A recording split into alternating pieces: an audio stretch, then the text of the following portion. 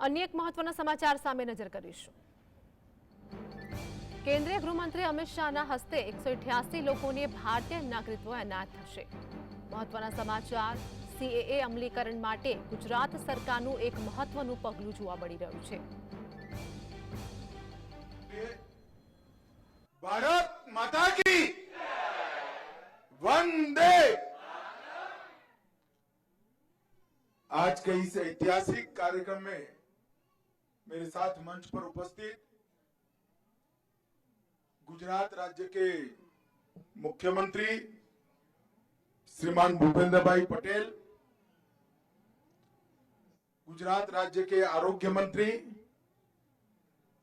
श्री ऋषिकेश भाई,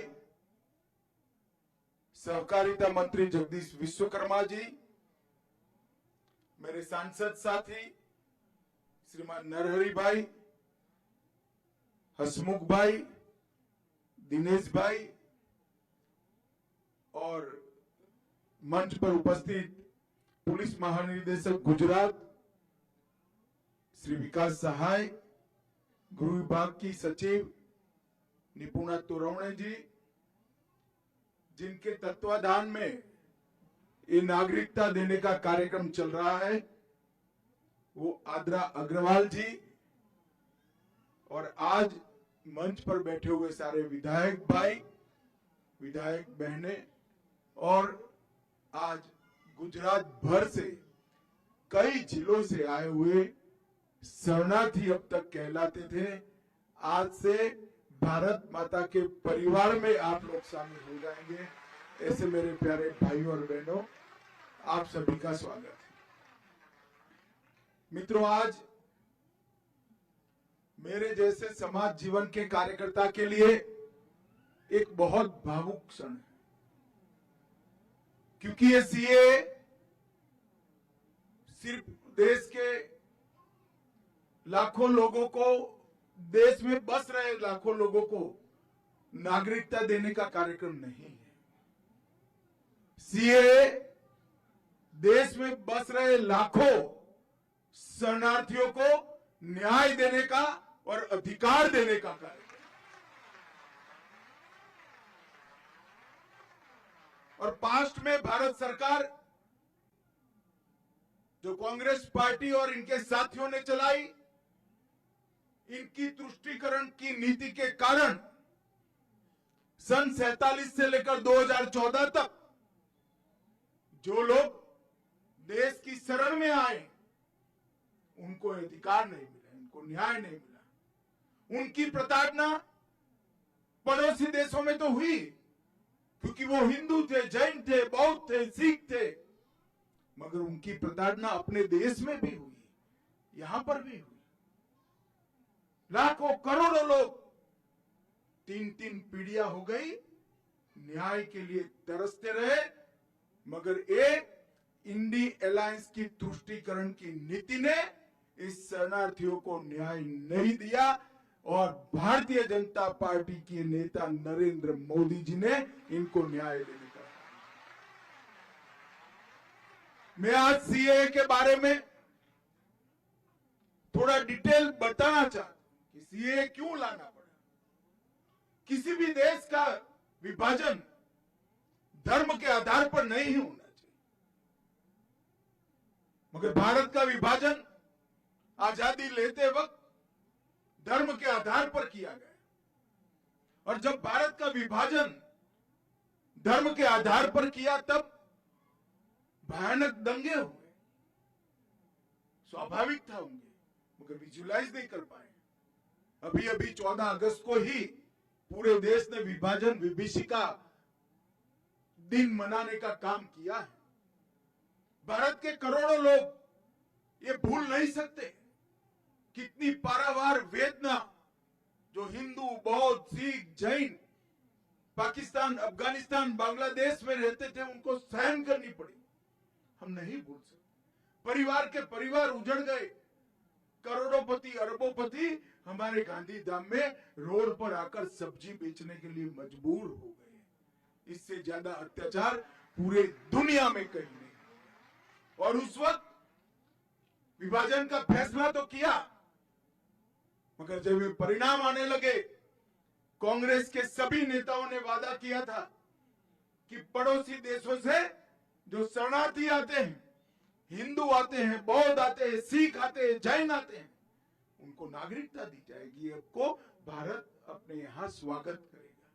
करना भी चाहिए था।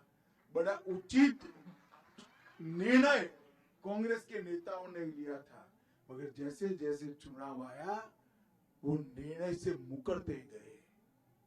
सन 47 में किया हुआ वादा, 48 में किया हुआ वादा, 50 में किया हुआ वादा, जवाहरलाल नेहरू ने किया हुआ वादा, महात्मा गांधी का आह्वान, वो सब भुला दिया गया। क्यों? क्योंकि उनको लगा कि इनको नागरिकता देंगे तो हमारी वोट बैंक नाराज हो जाएगी और तुष्टीकरण के कारण ये लाखों करोड़ों लोगों को नागरिकता से वंचित रहना। इससे बड़ा कोई पाप नहीं हो सकता, इससे बड़ा कोई पाप नहीं। वो वहां से भाग कर आए, प्रताड़ना झेल कर आए, अपना परिवार कई लोगों ने गंवाया, कई माताओं बहनों के साथ अत्याचार किए गए, करोड़ों की संपत्ति छोड़कर आए और यहां आए, यहां उनको नागरिकता भी नहीं दी। 47 से मोदी जी प्रधानमंत्री बने तब तक 47 से 19 और 19 से 24 ये यात्रा इस देश का इतिहास हमेशा याद रखेगा। मैं आज इस मंच से जिन जिन लोगों ने सरकारें चलाई उनको पूछना चाहता हूं, क्या दोष था इन लोगों का जो अपनी बहन बेटियों को बचाने के लिए आए, अपनी संपत्ति को, अपने धर्म को, अपने सम्मान को बचाने के लिए आए? वो क्यों भारत के नागरिक नहीं बन सकते? एक और तो सीमा से आपने घुसपैठ कराई, करोड़ों घुसपैठियों को आने दिया, अवैध रूप से उनको नागरिक बना दिए, और जो कानून को मानते हैं, आपको एप्लीकेशन की, उनको कहते हैं कानून में इसकी जगह नहीं है। कानून लोगों के लिए होता है, कानून के लिए लोग नहीं होते हैं। हमने 2014 में वादा किया था कि अगर भारतीय जनता पार्टी को मैंडेट मिला तो हम सीए लाएंगे, और 2019 में हम सीए लेकर आए। और करोड़ों हिंदू, करोड़ों जैन, बौद्ध, सिख जिनको न्याय नहीं मिला था, उनको न्याय देने की शुरुआत हुई। मैं आज इस मंच से स्पष्टता से कहना चाहता हूं, मैं काफी समय चुप रहा हूं। ये कानून पारित हुआ था 19 में। 19 में कानून पारित होने के बाद भी सबको भड़काया गया कि इससे मुसलमानों को अन्याय होगा, मुसलमानों की नागरिकता चली जाएगी। मैं आज फिर से स्पष्ट करना चाहता हूं मेरे मुस्लिम भाइयों बहनों के लिए, ये कानून में किसी की नागरिकता लेने की कोई प्रोविजन नहीं है। ये कानून नागरिकता देने का कानून है। अभी हमने दी, इनके चेहरे देखिए, हमारे ही देश के लोग हमारे ही देश में निराश्रित बनकर रह गए। इससे बड़ा दुर्भाग्य और विडंबना क्या हो सकती है? इतने सालों तक ये तुष्टीकरण की नीति के कारण ये नहीं हो पाया था। नरेंद्र मोदी जी ने 19 में कानून लाने का फैसला दिया और मुझे संसद में वो कानून को पारित करने के लिए रखने का सौभाग्य। 19 में कानून पारित होते हुए भी आज 188 परिवार यहां खुशहाल खड़े हैं। क्यों नहीं मिला भाई 19 से 24? आपको देश में दंगे कराए गए, अल्पसंख्यकों को भड़काया गया। और मैं आज स्पष्टता के साथ कहना चाहता हूं, ये अफवाहें फैलाई गई थी सीए की कानून से किसी की नागरिकता नहीं जाती।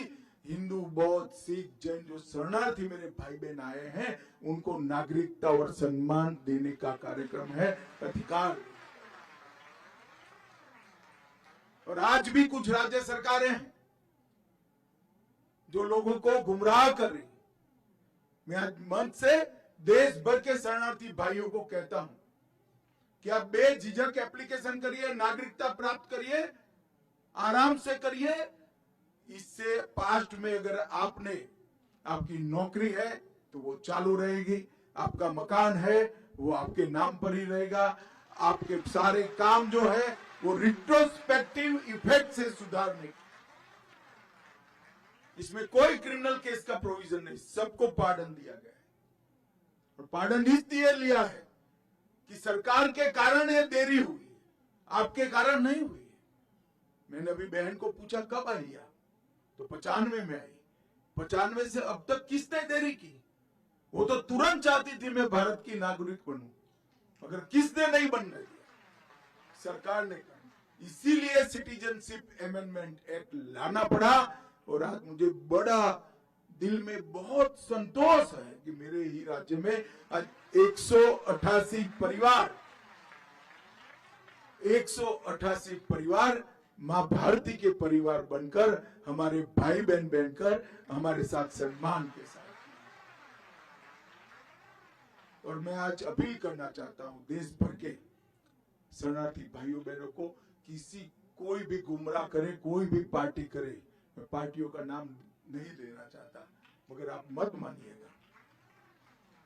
ये कानून आपको न्याय देने के लिए है। आपके साथ जो अत्याचार हुए हैं इसकी क्षमा के साथ परिमार्जन के लिए आपको सम्मान देने का कानून। जो विभाजन की विभीषिका को झेले हैं और बाद में भी जो वहां रहे, आज हमें पूछते थे संसद में मुझे विपक्ष के मित्र, क्यों ये कानून, क्यों ऐसा? मैं आज उनको कहना चाहता हूं, जब विभाजन हुआ तब बांग्लादेश में 27% हिंदू था, 27%, आज 9% है। कहां गया?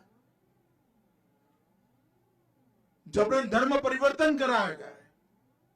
27% हिंदू था, या तो वो यहां आए, शरण में आए, या धर्म परिवर्तन कर। क्या उनको अपनी इच्छा के अनुसार अपने धर्मों में जीने का अधिकार नहीं है क्या? अगर पड़ोस के देश में अपने सम्मान के साथ जी नहीं सकते, हमारी शरण लेकर आते हैं, तो हम क्या करेंगे? हम मुख दर्शक बनकर बैठ नहीं सकते। ये नरेंद्र मोदी सरकार है, आपको न्याय मिलेगा और जरूर। और सालों से इस शरणार्थियों की मांग थी। 19 में मोदी जी ने अपनी दृढ़ राजनीतिक इच्छा शक्ति के कारण एक फैसला लिया, कानून पारित हुआ, आंदोलन हुए, कुछ जगह पे हिंसक घटनाएं भी हुई। जो हुआ हुआ, अंततोगत्वा 24 के चुनाव के पहले हमने रूल्स बनाकर अधिकार दे दिया और आज सर्टिफिकेट भी दे दिया आप लोगों को। आप सभी का हृदय से भारत माता की संतान है नाते इस देश में मैं स्वागत करता हूं और बड़े सम्मान के साथ आप जियोगे, इसका मैं विश्वास भी करता हूं।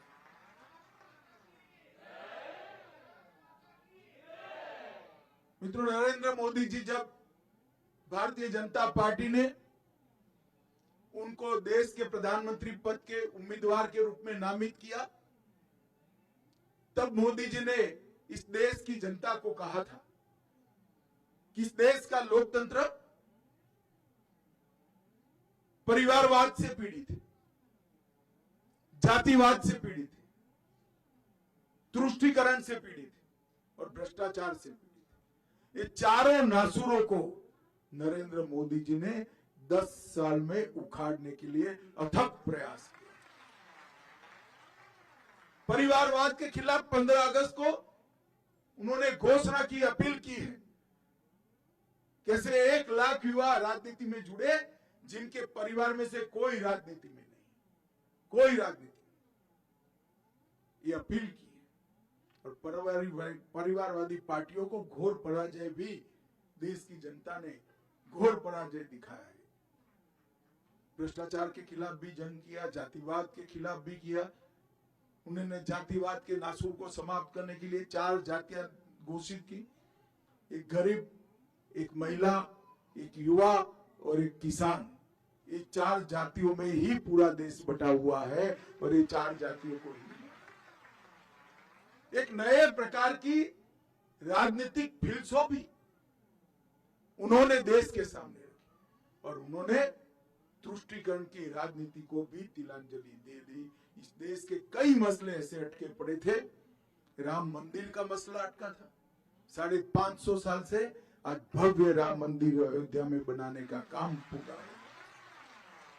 औरंगजेब ने तोड़ा हुआ काशी विश्वनाथ का मंदिर फिर से बन गया। मोहम्मद बेगड़ा ने तोड़ा हुआ हमारा पावागढ़ के शक्तिपीठ का भी पुनरुद्धार। इस देश में ट्रिपल तलाक को समाप्त करने का काम भी नरेंद्र मोदी जी ने किया। आतंक की फैक्ट्री जिस सोच के कारण जन्मी थी, जिस सोच के कारण चलती थी, वो सोच को पोषण करने वाला धारा 370 नरेंद्र मोदी जी ने नाबूद कर दिया और करोड़ों हिंदू, सिख, बौद्ध, जैन भाइयों को जो अन्याय करने वाला, उनका अधिकार से वंचित रखने वाला कानून का संशोधन अटका था, उस सीएए का संशोधन भी नरेंद्र मोदी जी ने लाकर देश के अंदर एक न्याय का वादा। मैं अंत में फिर से एक बार देश भर के शरणार्थी भाइयों बहनों को अपील करना चाहता हूं, ये इंडिया अलायंस है, कांग्रेस और उनके साथी गुमराह करेंगे, मत डरना।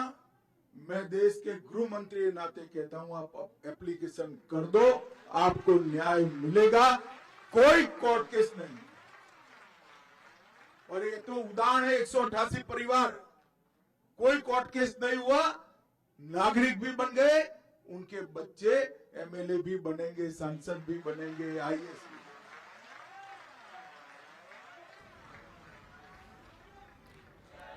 जो लोग गुमराह कर रहे हैं उनको मालूम होना चाहिए कि आप इनके साथ अन्याय कर